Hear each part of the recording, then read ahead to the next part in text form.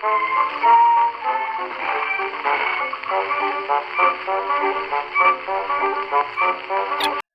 everybody, welcome to episode 4 of Outside the Box. I'm Mark Wallbank from Haunted Auckland and Paranormal New Zealand.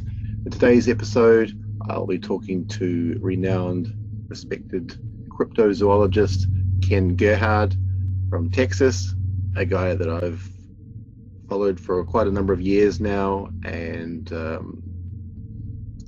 totally jealous of the guy. Actually, he's out there in the field researching Bigfoot and all sorts of mysterious creatures, and would kill to swap places. So welcome, Ken Gerhard. You there, mate? Can you hear me, Mark? I can, loud and clear.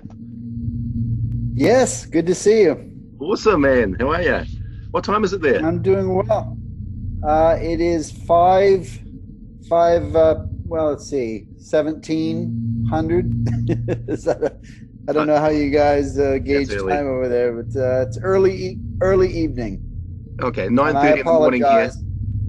No, that's good. All right, that's well, I appreciate you getting up early, and we're all in lockdown here. So, how about you guys? Yeah, the same.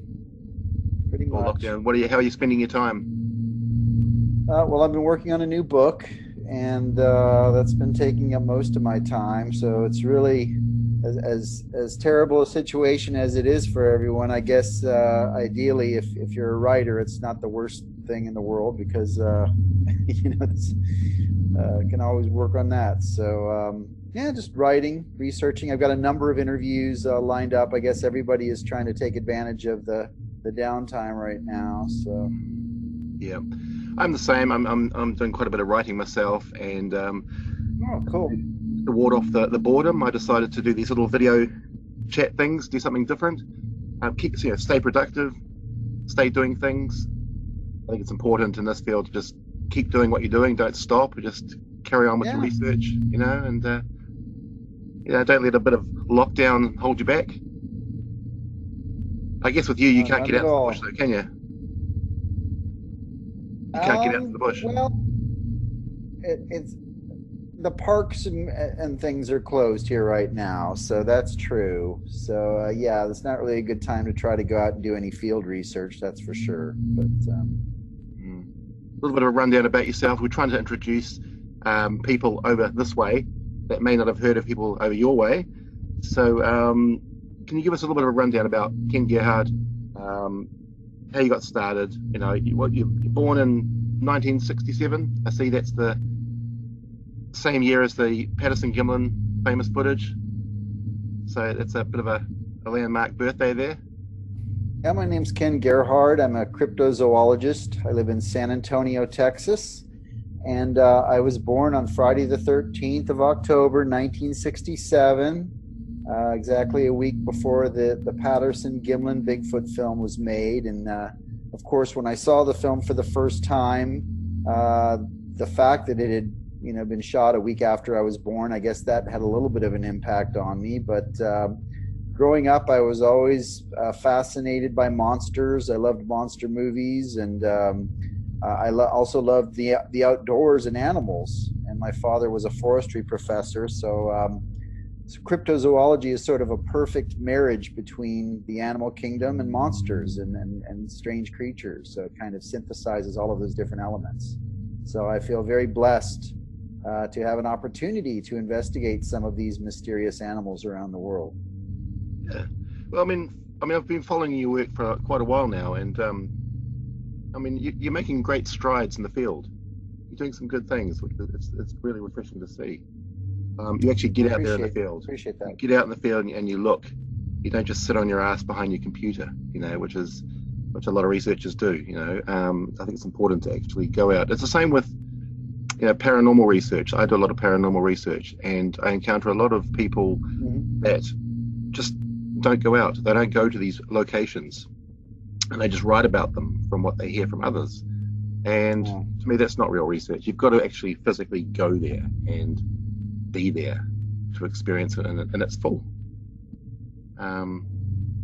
Yeah, I mean, Yeah, yeah. So I think, yeah, I I've been agree. following your work. I've got most of your books. I think you've just released one about Bigfoot, which I haven't yet got. I'm going to have to get that Mhm. one.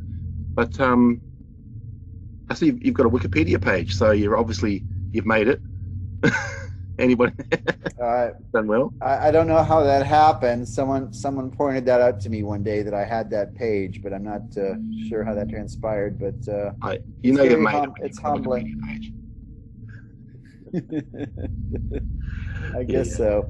But going back to a point you made, yeah, I think I owe a lot to my mother, who instilled at a young age the importance of travel and exploration. She was a travel agent, and as I don't know if they really have travel agents anymore, but back in the day, these people would book vacations and holidays for people, and I had an opportunity to travel with her to many amazing places. We camped along the Amazon River, Machu Picchu in South America. We traveled to Australia, the outback, and Asia, Africa, Europe, and wherever I went, I was always very interested in exploring the terrain, but also learning about the myths and the legends of different strange creatures and fabulous beasts. So that's kind of always stuck with me my whole life. And I agree with you. I think, you know, our life is short, and the world is full of many amazing and mysterious places. And I think people should take the opportunity to explore whenever possible. That's right. And it's not just the physical creatures that are out there. It's the folkloric ones too that come with every country that you visit. Every country has its own mythological or folkloric monsters and creatures that date thousands of years back. And it's just fascinating once you start digging into that, and the beliefs and the faiths and the religions of different cultures and the creatures that exist within those cultures. It's incredible. They don't get written about enough, I don't think. Yeah, and you know, that the field that I'm in, cryptozoology, is a kind of a multidiscipline pursuit. So it's always been kind of based on having a fundamental knowledge of zoology and the animal kingdom, fossil history, and all of those things. But it also has always had this kind of element of folklore and legend. And the reason for that is that many of the remarkable animal discoveries of the past century or so started out as quote unquote legends or mythical creatures. I mean, look at the giant squid and the okapi, the mountain gorilla, the Komodo dragon. All of those animals were known to the native people, although to outsiders they were considered sort of fabulous legends and myths until Western scientists were able to obtain a specimen, a type specimen. So using that same sort of approach and philosophy, one could speculate that many of the legendary creatures that we hear about these days, such as Bigfoot, the Yeti, the Loch Ness Monster, the Chupacabra, perhaps there is an actual unknown and yet to be discovered animal behind some of those stories and traditions. Yeah, I totally agree. Yeah. TV shows. I mean, you've appeared in numerous TV shows in the past, mainly as just a consultant, I guess, a speaker to offer your opinions. But there was one that stood out to me. It was the Missing in Alaska one. You put quite a lot more effort into that one. I think there was more of you in that one than all the others. How did that come about? Yeah, we did. Missing in Alaska was on the History Channel back in 2015. And it was produced by a company known as Pilgrim, and they did a show called Taps, also now known as Ghost Hunters. So they kind of had already kind of a reputation for doing shows about the unexplained. And they contacted me about doing a show in Alaska. And the theme of the show, or the concept, is to look into sort of inexplicable disappearances of people up there in Alaska. And as you might imagine, there are a number of people that vanish without a trace every year.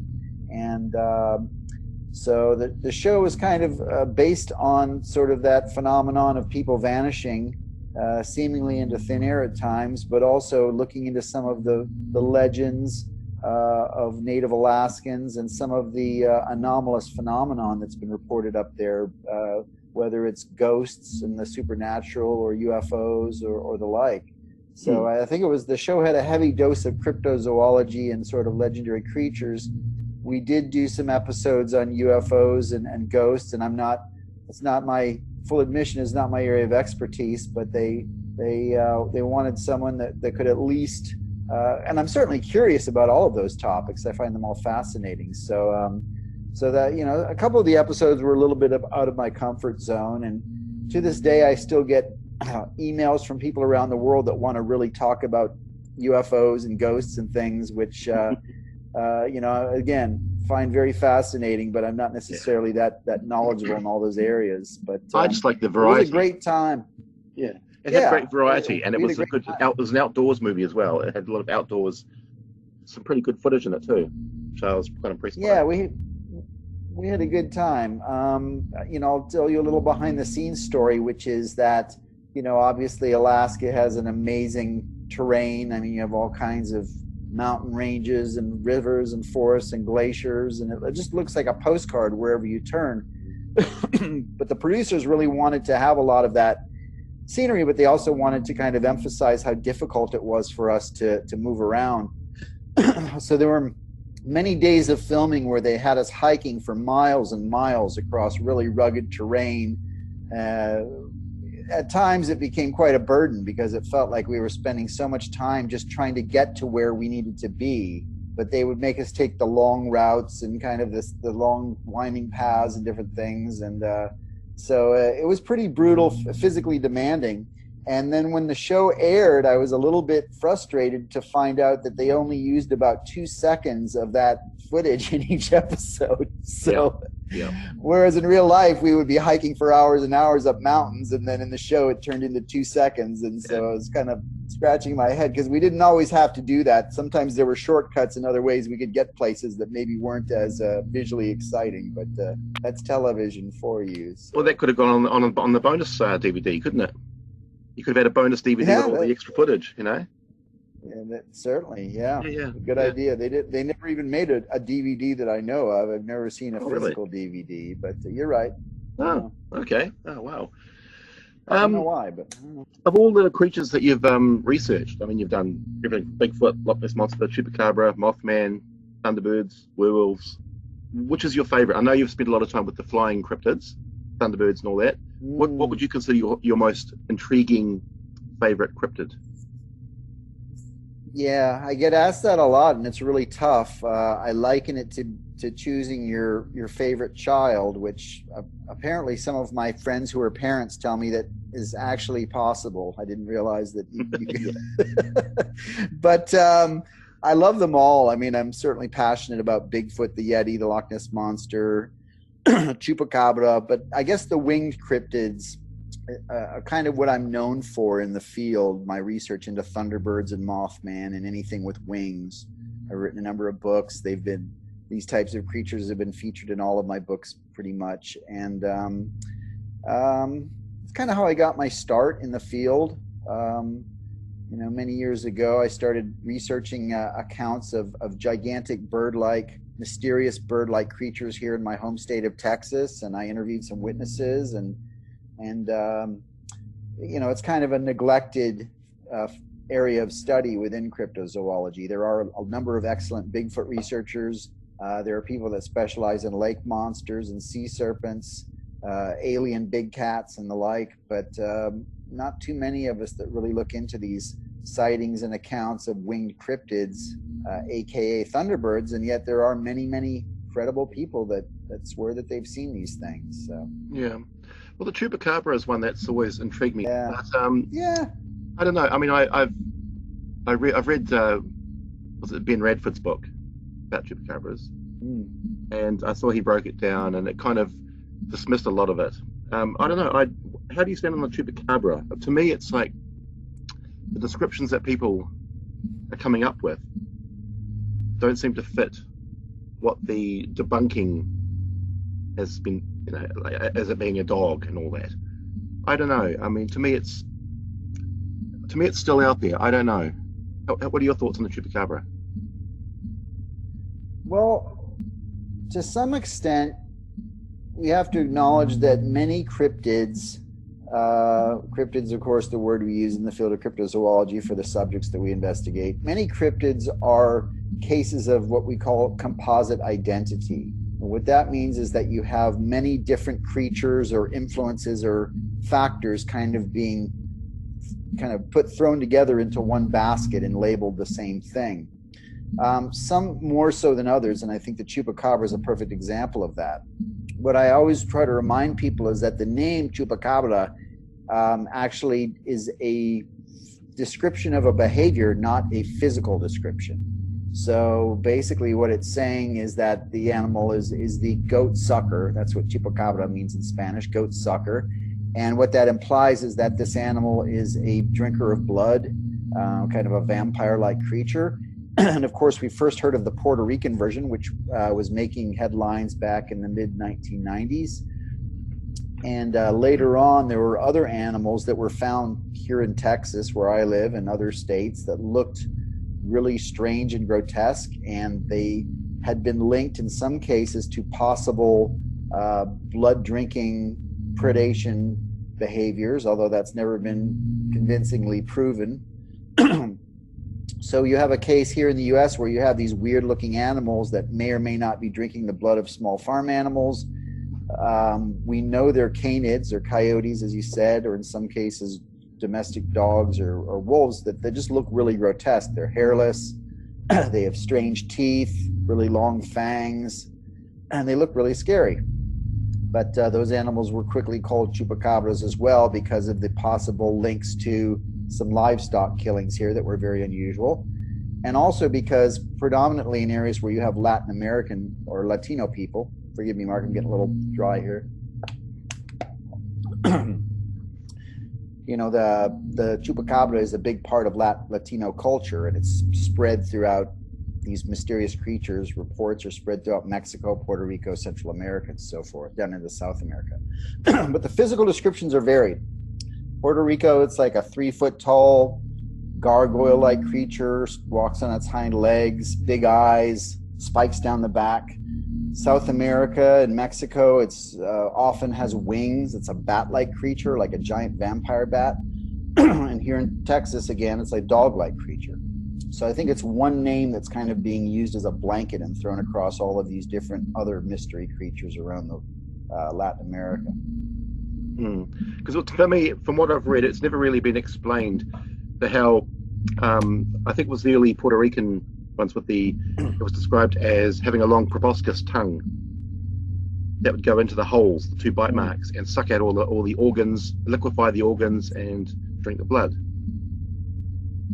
So to me, that doesn't sound like a coyote.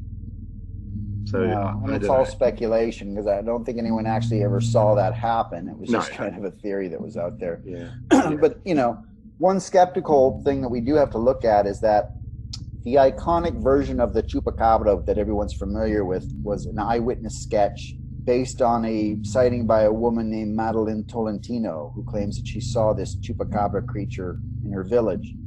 And subsequently, this woman was interviewed by a colleague of mine, Ben Radford, who's a skeptic and has also written a book about the chupacabra. And Ben did a little digging and found out that Madeline had actually been to see a movie the week before her sighting, and that particular movie was called Species. And if you look at the creature in that Species movie, it looks very much like her original eyewitness description of the chupacabra, with the spikes, big spikes down the back and kind of big alien eyes. So at least in some respects, we have to consider that original description or vision image that we have of the chupacabra may have been influenced somewhat. I mean, maybe she did actually see a strange creature, but she may have, as our minds often are, you know, prone to do, sometimes when we try to remember dramatic events in our life, sometimes our minds will try to fill in the blanks in different ways unconsciously. So there's a possibility that there might be some of that influence in there, some cultural influence, if you will, involved in the chupacabra lore. Yeah. The Patterson-Gimlin footage, I'm going to jump into there. You've done quite a bit of research on that. Where do you stand at this stage on that, the footage? The Patterson-Gimlin Bigfoot film? You okay with that? That's all good? Oh, yeah. It's It's very convincing to me. I've never wavered on that. You know, the first time I saw it was when I was about 8 or 9 years old, when it came on the television. And this was one of the kind of seminal events in my life where something in my head clicked and I thought, Bigfoot, you know, this is what I was born to do. This is this thing. But the very first time and what I always tell people, I qualify it by saying, I grew up watching monster movies. Godzilla, you know, the old Hammer movies, Universal, whatever. I loved monster movies. And of course, I'd seen all of the Planet of the Apes movies too, which had come out in the late 60s, early 70s. And so I was very familiar with movie monsters and costumes and what they look like. And the very first time I saw the Patterson-Gimlin film, even at age 8 or 9, the first thing that I thought was, that's not a costume. That's real. Yeah. You can see the mass, the muscles are flexing. It looks very natural. It doesn't look like a big baggy thing that someone's thrown over their body. It looks like it's, you know, a living thing. So I've never wavered from that opinion in all the years that I've watched it.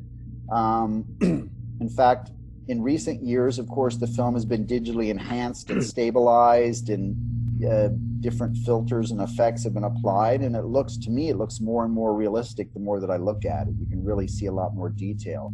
The other thing I tell people is that, you know, I've gotten to know Bob Gimlin, who was there that day. Roger Patterson tragically died in 1972.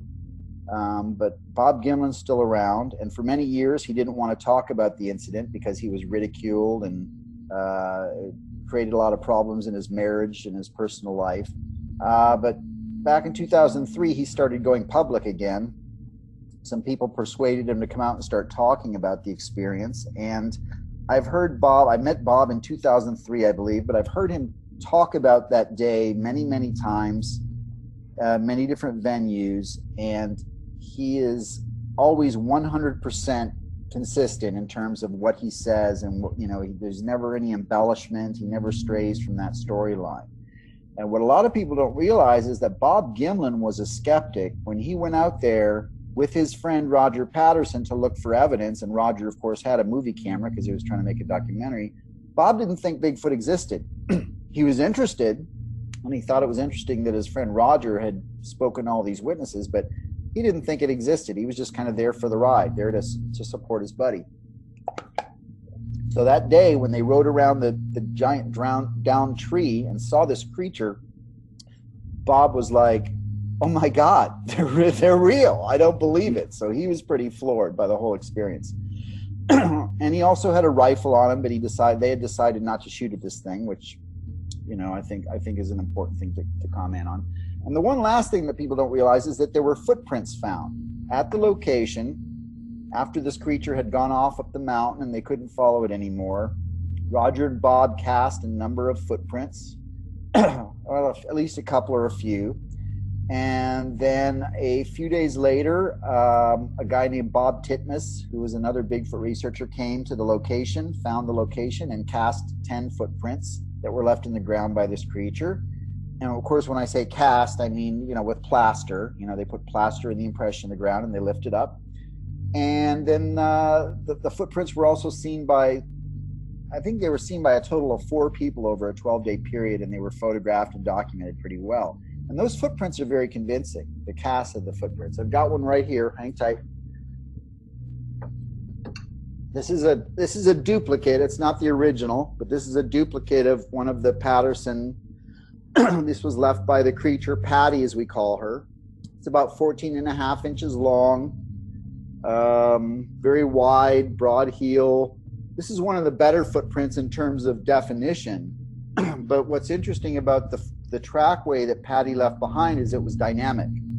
Each track looked a little bit different based on whether there was slippage, whether she was going up a hill, the mud, and so forth. And so all of that indicates that these footprints were left by a living creature, not a man in a costume. And you've got to ask yourself, if the Patterson-Gimlin film were intended to be a hoax staged by Roger Patterson, I don't think Gimlin would have been in on it. He's just too credible.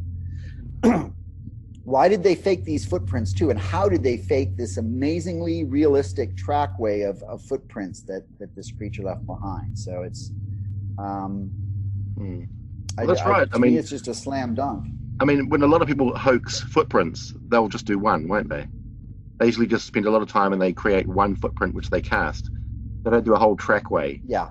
Leading into forests or the footprints look like cookie cutters impressions, because what they're doing is they're taking a big wooden foot and putting it on their shoe or whatever and stomping around, and so it's just like they're these uniform cookie cutter impressions. Whereas when you find a trackway where, again, every time you walk as a living being, if you're walking barefoot through the sand or through the mud or whatever, every footprint you leave is a little bit different, right? They're not identical because there's different variables each step you take. How fast you're moving, the angle, slippage, posture, and all those things have very, definite impact on your footprints. And so I think for that reason, fake footprints are often very easy to spot by experienced Bigfoot researchers. And in this case, these do not seem to be fake footprints. So yeah, the Patterson-Gimlin film, I'm convinced, is real. It's really the only good Bigfoot film I've seen, Yeah. The rest of them are frustratingly blurry and out of focus. So what do you reckon about the Freeman footage? Number 2, maybe. Yeah. I mean, just because the creature in the film looks very massive. I mean, it definitely has a big size to it, and the way it turns and looks. I mean, it's controversial because Freeman may have faked some things through the years as well, but I think he also had some genuine evidence that he found, and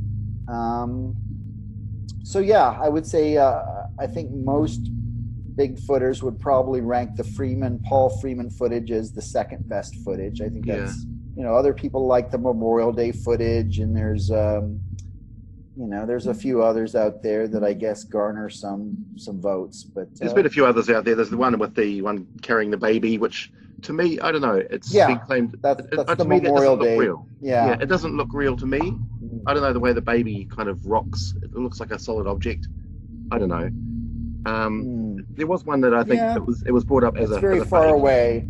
Yeah, there was one that was I think it was a hoax, but it did impress me though. It was I think it was called the Sequoia. It was a bright red Bigfoot, and it's running and it's jumping. It runs and it jumps. It's got big shaggy long hair. I think it was called the Sequoias or something like that. Bigfoot. I think it was a fake. It was a hoax, but it there are a lot of fakes out there. Yeah. One other one that a lot of people aren't familiar with is called the Sweeten footage. Danny Sweeten was a guy here in Texas, and I forget, this was about maybe 15, 20 years ago. He was out in an area looking at some land, and he claims he came across his Bigfoot creature, and he just happened to have a camcorder on him because he was out there surveying the property. He was thinking about buying this property. And he claims this thing actually that was laying on the ground, and when he walked up, he surprised it, and it jumped up, and he kind of fell down or was pushed down. And when he got up, he filmed a little bit of this thing walking away through the trees. And,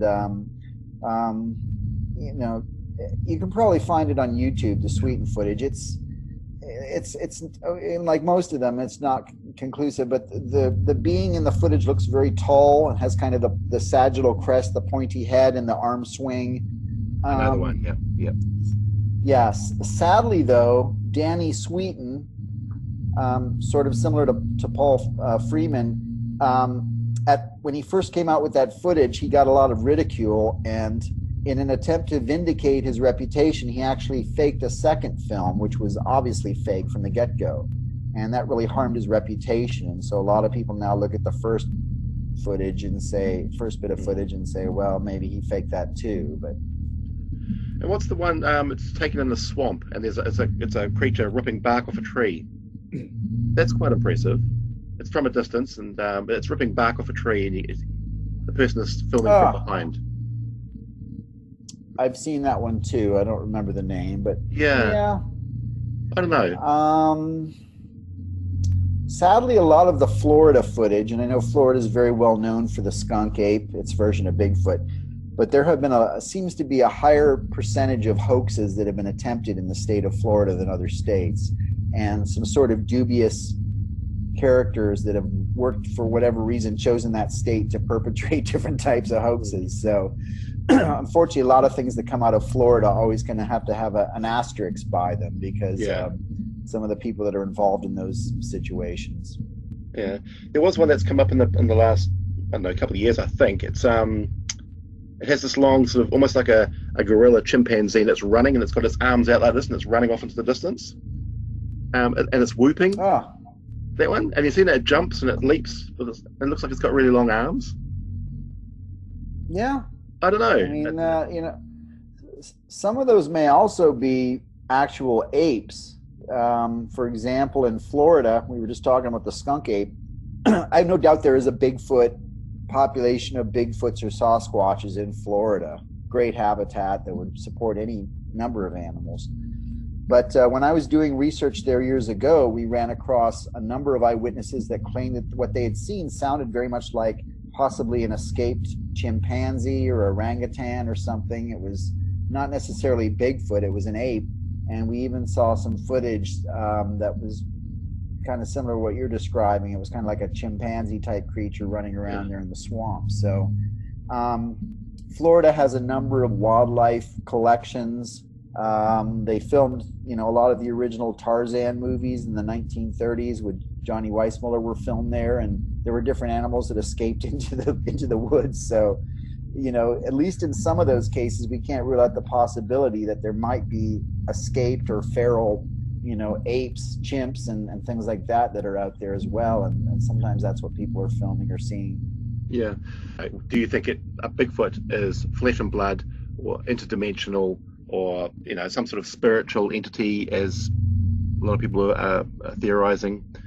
I've always gone from the flesh and blood side of things, but then you hear stories about them disappearing, almost like they're walking into portals, that sort of thing. So I don't know. It's all food for thought, I guess.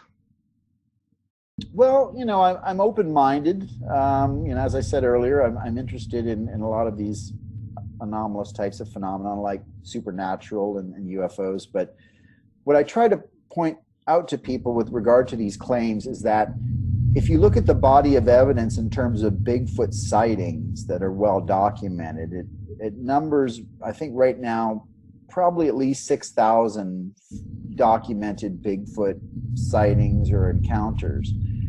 And the number of accounts or encounters that describe what you're describing, which is these weird, footprints vanishing in the middle of nowhere and Bigfoot disappearing, is really minuscule. I would say probably less than 0.1%. So I just don't think that it's pragmatic to focus on such a small minutia of evidence when the vast majority of sightings are very natural. Bigfoot is crossing a road. Bigfoot is drinking water. Bigfoot is walking through the woods. I mean, those are all descriptions of a normal animal. So, my one concession in that area is that I've told some of my colleagues that are really behind those types of theories that, perhaps there is an element of the supernatural, if we acknowledge that there is a supernatural or a metaphysical world, perhaps there is an element of that looks or seems like Bigfoot. It's reminiscent of Bigfoot, or that manifests into something that looks like a Bigfoot. But I'm convinced that Bigfoot is a flesh and blood creature, 100%. And I honestly, I think it's important for all of us to acknowledge that people are frankly very biased in a number of ways based on their life experiences, upbringings, what they're interested in. So virtually every single person, for example, that always wants to bring up the topic of Bigfoot and portals is somebody that is either first interested in ghosts and the paranormal or UFOs. So they already have more of a kind of a cosmic view of unexplained phenomenon that they're comfortable with. That's their comfort zone. I hunt ghosts, demons. So then if you bring up Bigfoot, it's a natural, comfortable thing for them to say, oh, well, maybe Bigfoot is somehow, a spirit or something, which, but I just don't think the evidence supports that, at least not the primary phenomenon of Bigfoot. Like I said, maybe there's some residual or some type of other phenomenon that seems like Bigfoot. that could lean more towards a supernatural type of explanation. True. Okay, and so your latest book is The Essential Guide, Bigfoot? That's awesome. So that's my new one. Plug that one and tell us a little bit about how that one came together. Yeah, well, I've investigated Bigfoot for decades. As I said, I've been very fortunate. I've done field research all the way from Alaska to Central America, all over North America. I've worked with most of the leading Bigfoot investigators in the field. And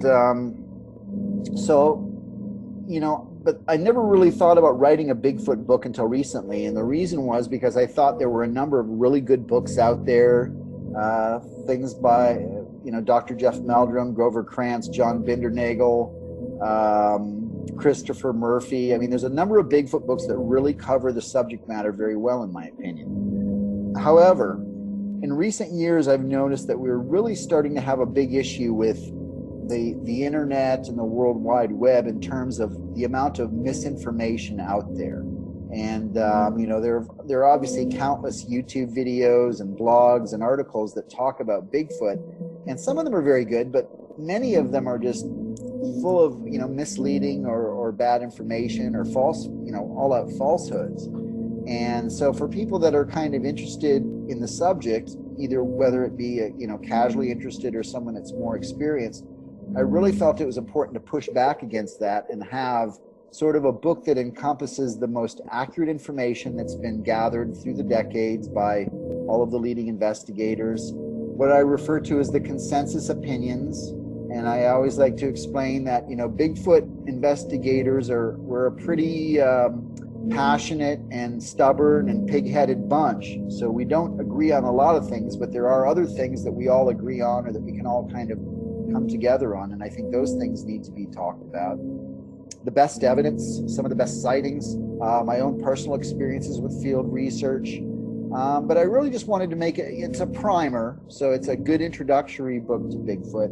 But what it's really about is accuracy, accurate information that's been vetted and checked, and so that people can sort of weed through all of the kind of nonsense out there with regard to Bigfoot.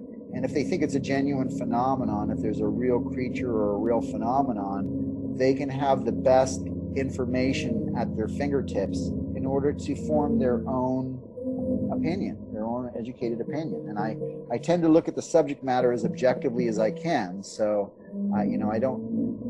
I do have opinions and I state those and express a lot of those in the book, but I also try to allow the reader an opportunity to form their own opinion. Great. The way it should be, really. I'm the same with my paranormal. I don't make any claims. As they say, extraordinary claims require extraordinary evidence.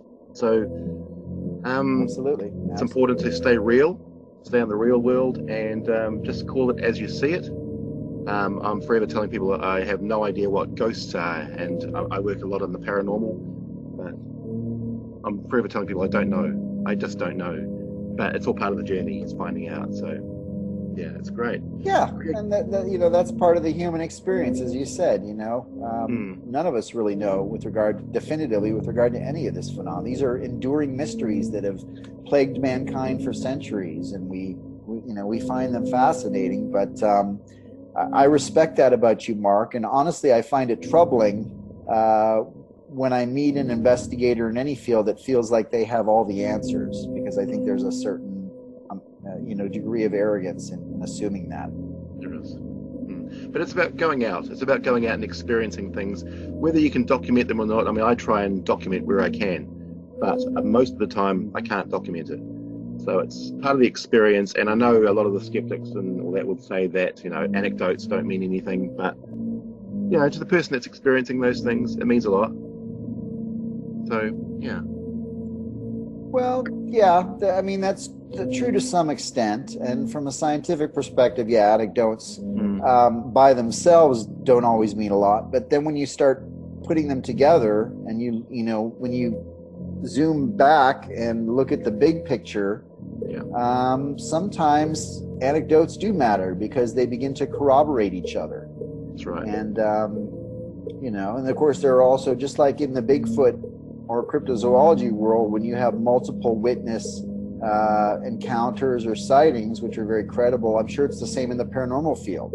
You know, if you're the only one that sees something or experiences something in a haunted house, and you go tell all of your buddies, well, you know, that's one thing. But then when there's 3 or 4 of you standing in the room when it happens, and all of you experience it at the same time, and look at each other and go, what just happened there? You know, so I've had one experience kind of like that. I was in a allegedly haunted house, a haunted inn here in Texas one time, speaking with a skeptical ghost hunter, and there was another group of ghost hunters kind of in the front of the house doing their little experiments with the ghost boxes and things.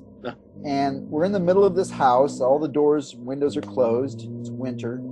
And suddenly this giant, heavy kitchen door that was wide open just slammed shut right in front of us. And we both looked at each other like, did that just happen? And so we spent a lot of time trying to figure that situation out and debunk it. Did someone open a window? Is the door loose? Did someone have it rigged? You know, why did that?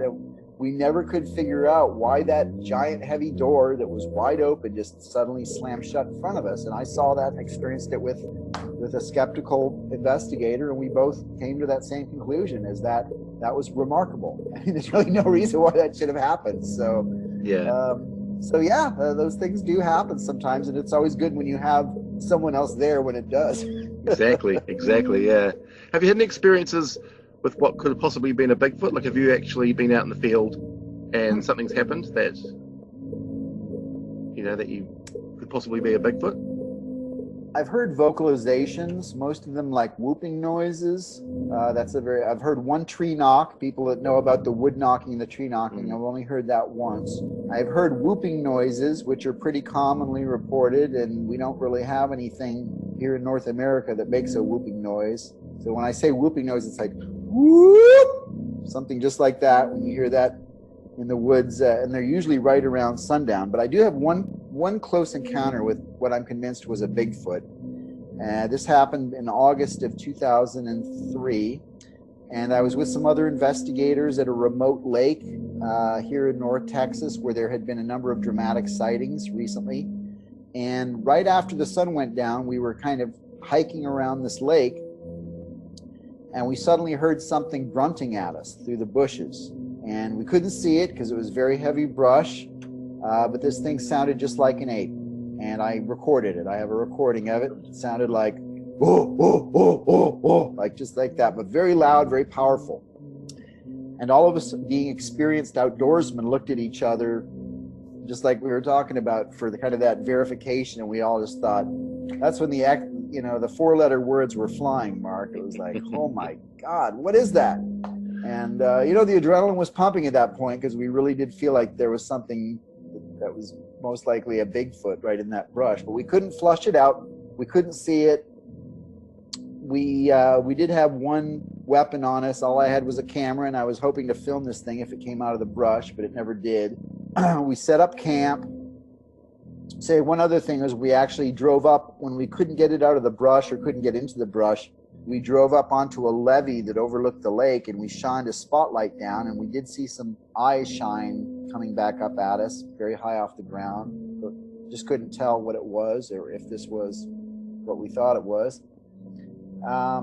We set up camp in the area. We heard throughout the course of the night there were things that were moaning and howling, and it was pretty weird. But the following morning, when we finally cut through this brushy area where we had heard this thing, we found some deep footprints in the sand. This was on a little beach on the lake. And we found a number of turtle shells, just the shells that had been ripped in half from top to bottom, literally just torn in half. Big turtle shells that are like that big, and just thrown into the sand.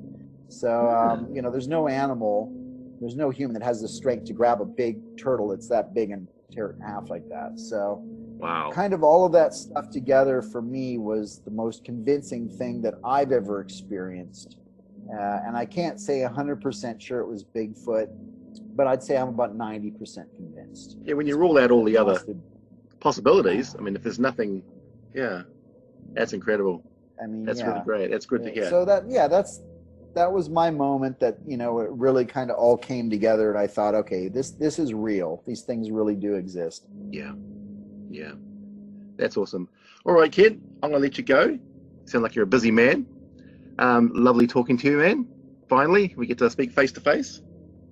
Yes, My wife absolutely. and I are planning a trip over that way in the next couple of years. So Oh, fabulous. I'll Well, be you'll have keen to to look get out me there. up. Yeah, I'll be keen to get out there and go bush for a day or two. I don't know. I'll take you out. We'll go do some squatching, as they call it over Yeah, here. yeah. Or So where's the best whatever place you to want to go? look for. If you want to look for Yeah, for Sasquatch, yeah, that's my favourite cryptid. I've been to Scotland quite a bit too, so I've been looking for Nessie yeah. quite a bit.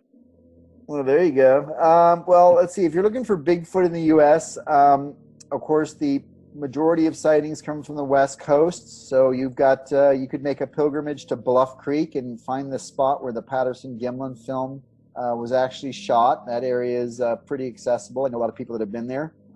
There's also if you go to Canada in British Columbia, there you have Sasquatch Provincial Park right there near Harrison Hot Springs and the Fraser River, and that traditionally has been a very hot, active area of Sasquatch Bigfoot activity. Here in kind of the area that I live in East Texas, well, I live in West Texas, but if you go to East Texas or Arkansas, you have something called the Fouke Monster. They made a film about it called The Legend of Boggy Creek, and I've been to that area. Is pretty spooky, one of the spookier areas I've been to. And lately, some hot spots in terms of Bigfoot activity have been Kentucky and Ohio. So those particular states, and Pennsylvania. So it just really depends where you want to go. I mean, Bigfoot seems to be all over the continent, but of course, if you could go to the Patterson-Gimlin film site, I think that would be a pretty remarkable experience. I think for the first one, we're planning to go sort of up the west, but then we're sort of planning to cross over, go through the Texas way, and cross straight across and the other side. So that's the big plan. Very cool. We'll get there. We'll get there. Yeah, look me up if you're over this way. I will do. Come and see you at a conference or something. Well, sounds good. Okay, Ken. Love to meet you and your wife. Good talking to you, man. I'll catch up with you later then. Thanks very much. Thank you, Mark. Hang in there. Man. Take care of yourself and be safe and be well, okay? You too. Enjoy that isolation. I am. Yeah. Okay, see you, man. Thank you. All right, take care. Bye. Cheers.